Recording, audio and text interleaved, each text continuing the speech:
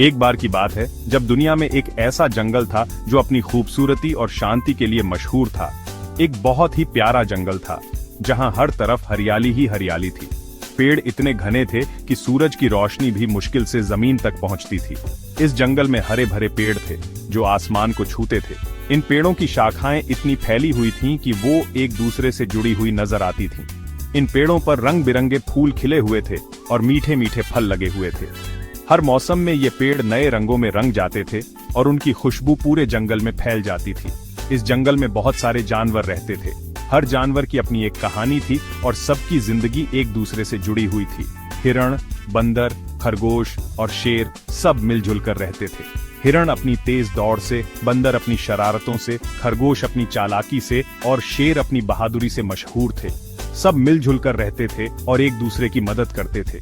जब कभी कोई मुश्किल आती तो सब जानवर मिलकर उसका सामना करते। इस जंगल की खूबसूरती सिर्फ उसके पेड़ों और फूलों में नहीं थी, बल्कि उसके रहने वालों की मोहब्बत और एकता में भी थी। एक साल ऐसा आया कि बारिश बिल्कुल नहीं हुई। जंगल में सूखा पड़ गया, नदी नाले सब सूख गए, पेड़ों के पत्ते मुरझा गए, जानवरों को पानी नहीं मिल रहा था। सब प्यासे थे और अपनी जान की फिक्र में थे। हमें कुछ करना पड़ेगा। हम सब प्यासे मर जाएंगे। मुझे अपने बच्चों की फिक्र है। हमें मिलजुल कर कोई हल निकालना होगा। सारे जानवर बहुत परेशान थे। उन्हें समझ नहीं आ रही थी कि क्या करें। मैंने सुना है कि जंगल के दूसरी तरफ एक चश्मा है। वो पानी का चश्मा हमारे लिए बहुत जरूरी है, पर वो बहुत दूर है और हम अकेले वहां नहीं पहुंच सकते। चश्मा बहुत दूर है, पर अगर हम सब मिलकर कोशिश करें तो हम वो पानी अपने पास ले आ सकते हैं। हम मिलकर एक नाली खोद सकते हैं।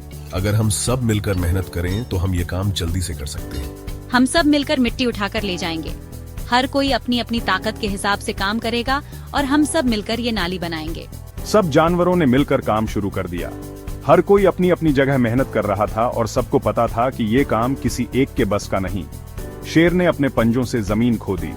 वो बहुत ताकतवर था और उसकी मदद से काम जल्दी हो रहा था। हिरण ने अपने सींगों से मिट्टी हटाई। उसके सींगों से मिट्टी हटाना बहुत आसान हो गया था। बंदर ने अपने हाथों से मिट्टी उठाई। उसकी चालाकी और तेजी से काम बहुत जल्दी हो रहा था। खरगोश ने अपनी पीठ पर मिट्टी ढोने में मदद की। उसकी मदद से मिट्टी को एक जगह से दूसरी जगह ले जाना बहुत आसान हो गया था। आखिरकार सब जानवरों की मेहनत रंग लाई और नाली बन गई। अब सब जानवर चश्मे का पानी पी सकते थे और उन्हें पता चला कि मिलजुल कर काम करना कितना जरूरी है। कई दिनों की मेहनत के बाद उन्होंने नाली पूरी कर ली।